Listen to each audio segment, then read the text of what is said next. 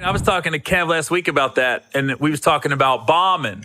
And you know, every comics, you're gonna bomb. You're gonna hit a flat audience. But the bombs make the best stories 5 years later. Not that night, but years later, the bombs are the best stories. Yeah. I remember I was in the Bahamas, bro. Well, okay, before you even get into that, let me just say, the Bahamas, they laugh slower. It's a slower pace of life. So I already know what you're going. Go ahead. Dog, I was up there, saying my set. I get on, I'm, da-da-da. And, I'm saying my joke. I said my first joke. Dog, I don't know if I was too Southern. I kept going, I kept saying my jokes. And dog, I just started to see, I was cringing. I was like, I'm not gonna fall. I just started seeing people walking out, bro. Was you last? And yes. Okay. And I was like, what's going on? I've never been through this, so I didn't know what to do at the time but to keep going. Yeah. But, starting off, I was so into I'm just gonna focus on my set. I'm just gonna finish it, and maybe 10 people walked out and people started talking during my set. And I'm like, yo, I'm cringing, dog. I'm cringing. And I came to a point, I was like, all right, yeah, that's my time. And so and somebody said, about time. And I was oh, wow. Yeah. Someone in the audience? And I was like, oh, okay. About time. And what was really hit me, maybe 2 or 3 people came up to me after the show. After the show, you try to get your pictures and stuff, da-da-da. So I was trying to see if I still had some supporters or whatnot, And,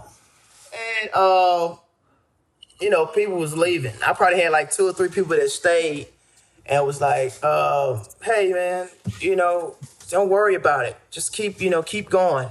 And one dude was like, dog, you sounded so scripted up there, And I'm like, okay. Yeah. But I was like, dang. In my mind, I'm like, did I even do this stand-up? Is this really for me, man? That's what helps you grow. And like I said, now we're laughing about it. Comics, we know there's a lot more that goes into a show than just everybody go up there and rip. I mean, if the show don't start on time, so let's say a show's supposed to start at 8 o'clock. And it didn't.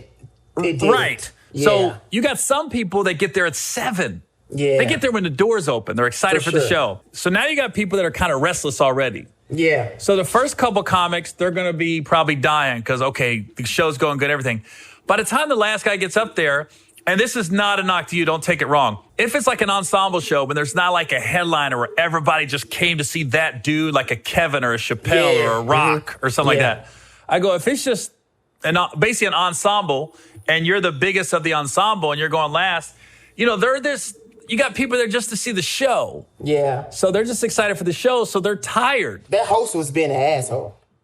It was taking up all the time? Oh, my God, man. And, he knew I was from social media, and it's like he was trying to prove a point or something. Was he a U.S. comic or a Bahama comic? He was Bahamas comic. So it's like we coming into their house. And I'm talking about the last comedian had just came in and he got back on and probably did an extra 20 minutes. And I'm like, and it's already late. Yeah. And I'm like, come on, man. This is crazy. Jesus Christ. And the more you do this and the more you'll grow, you'll figure out how to get through that. Yeah. Where, like you said, you were scripted. You were probably like, I'm just going to do these jokes. Yeah. Where the more you do it, Desi, you'll get up there and you'll address the host. Mm-hmm. Not attack him, you'll address him. Mm-hmm. It's something simple. Like, damn, he just told all the jokes I was about to tell. I mean, something simple. Acknowledge that they're tired. Yeah. Acknowledge damn, you guys, I'm tired.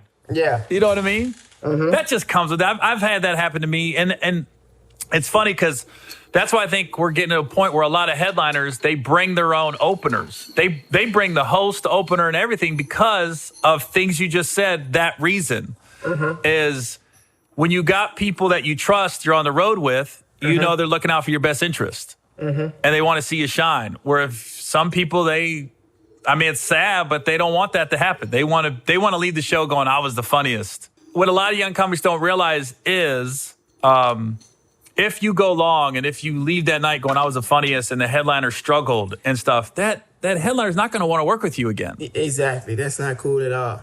I said I couldn't wait. Once I got good, I said, I hope he see this shit. I hope you see me killing these fucking stages, you motherfucker.